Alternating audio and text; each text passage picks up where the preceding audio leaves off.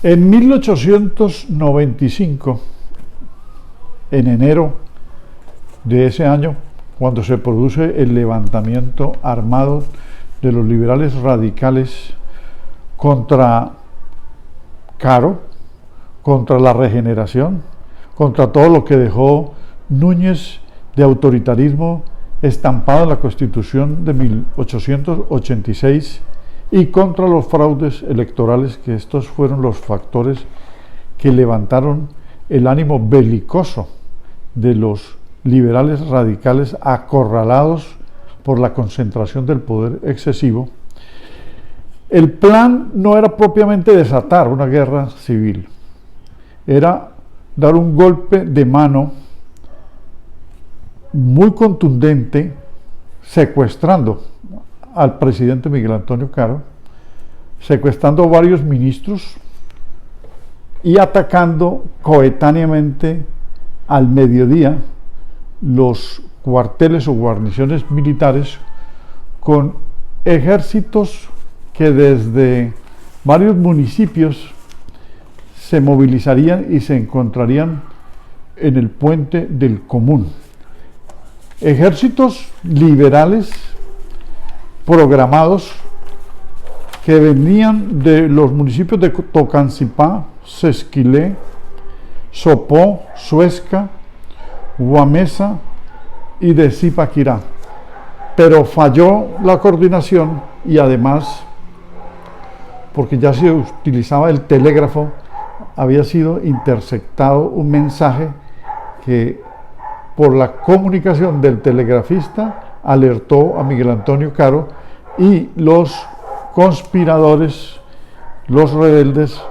fueron desarticulados. Y también falló la llegada coetánea de esos grupos liberales, guerrilleros liberales, que se alzaban contra el gobierno. El fraude electoral ya se había entronizado y básicamente, como lo dice Carlos Martínez Silva, un opositor de la época, tampoco se creía que a los indultados de la guerra de 1885 se les iba a dar oportunidad de votar, porque ya con la Constitución de 1886 y la expedición de varios estados de sitio como derecho de excepción, recortando libertades, y la reforma electoral que se había establecido,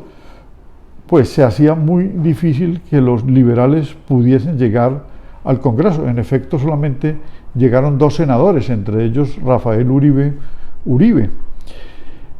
El fraude electoral en las guerras civiles del siglo XIX fue frecuente, pero en la de 1885, desde Santander, con los hechos de Solón Wilches, protagonizados por él, y otros que fueron, digamos, señalados debidamente por los investigadores sobre fraudes electorales en el siglo XIX, esto deslegitimaba, esto precarizaba el ejercicio del poder y la democracia se hacía mucho más débil. Entonces, esta es una guerra civil que básicamente tiene que ver con el derecho a la participación por el estrechamiento del sistema electoral, que solamente permitía que llegaran miembros del Partido Nacional, o sea, liberales disidentes del radicalismo y conservadores aliados de Núñez y del señor Caro. Miguel Antonio Caro indudablemente era un intelectual, un gramático, conocedor de textos de literatura, de filosofía, pero no conocía el país. Ese es un aspecto en el que coinciden muchos analistas, que prácticamente hacía un gobierno etéreo, porque no conocía las regiones. Ahora, un país de regiones como Colombia, en ese momento,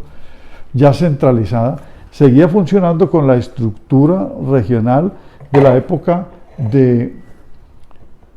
los Estados Unidos de Colombia, o sea, el Olimpo Radical, de la Confederación Neogranadina, de la Nueva Granada, que fueron esos nombres dados después de la Gran Colombia, en el sentido de que las regiones eran manejadas por líderes caudillos militares, jefes agrarios o los llamados supremos, que levantaron un clientelismo en la dinámica de la dominación y el relacionamiento con el centro de poder, que era Bogotá. Llámese como se llame el orden territorial de cada momento, provincias, estados soberanos o ahora departamentos. El aislamiento de Colombia por la falta de vías de comunicación, ¿sí?, y los otros factores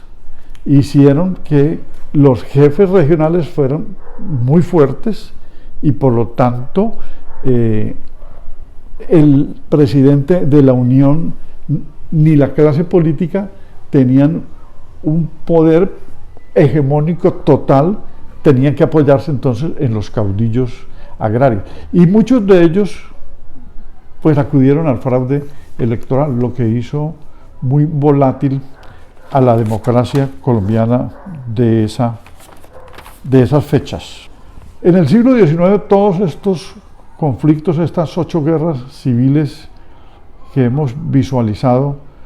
no tuvieron posconflictos pacíficos, es decir, posguerras o etapas de reconstrucción que se esperaba irían a dinamizar la construcción de la sociedad y a modernizar el Estado, porque siempre se acudió a la guerra como una forma de resolver los conflictos o de imponer las aspiraciones de los jefes regionales. Entonces, para comprender el siglo XIX, con todas estas guerras civiles, y en el caso de esta de 1895, 10 años después de la guerra de 1885, 2 guerras contra la regeneración, tendríamos que analizar con parámetros de una metodología comparativa y de confrontación o de contraste con las otras épocas, cuáles constituciones se despidieron después de estas guerras para entender cómo fue la evolución o modernización del Estado, porque fue un estancamiento. Y con la Constitución del 86, de 1886, que fue la que duró hasta 1991, 106 años, pues mucho más, porque el centralismo concentró el poder y a las regiones se les hizo prácticamente a un lado con los ingresos que se diezmaron. Si bien es cierto que vivían de los ingresos de las rentas regionales, ahora la captación en el centro lo hizo mucho más complejo. Esta guerra tuvo las siguientes características o pasajes. En Santander la rebelión fue débil en el sur y en el centro del departamento, nos dice Mario Aguilera. La mayor beligerancia de la campaña liberal en Santander se desplegó en la zona fronteriza con Venezuela. En Rubio, vecina localidad de esta república, los refugiados colombianos organizaron una guerrilla que fue engrosada por los alzados venidos de este país por los comprometidos de Bochalema, Pamplona, Silos, Chitagá, Lavateca y Chinácota. El 29 de enero invadieron la provincia de Cúcuta y una semana después derrotaron a fuerzas gobiernistas en el sitio de Bagalal. Días más tarde, 8 o 9 de febrero, una tropa de más de 500 alzados tomó el ferrocarril desde Puente Villamizar hasta El Salado. El 12 del mismo mes aumentarían las fuerzas con liberales enganchados en Salazar. Todos ellos avanzarían victoriosamente sobre la población del Rosario y de Cúcuta. Un intento gobiernista de recapturar el primer poblado dejó un saldo de más de 120 muertos y una que otra milicia.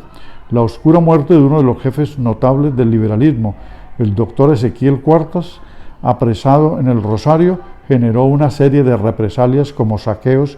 y ajusticiamiento de la mayoría de los prisioneros. El protagonista de esta guerra va a ser Rafael Uribe,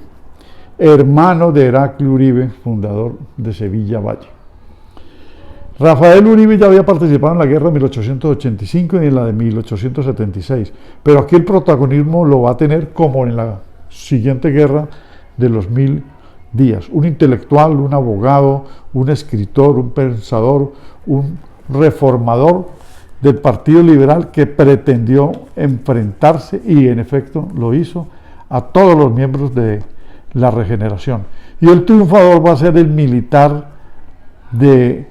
la Regeneración, a quien Caro envió, el señor Rafael Reyes, que después va a ser presidente a principios de siglo y va a intentar una reforma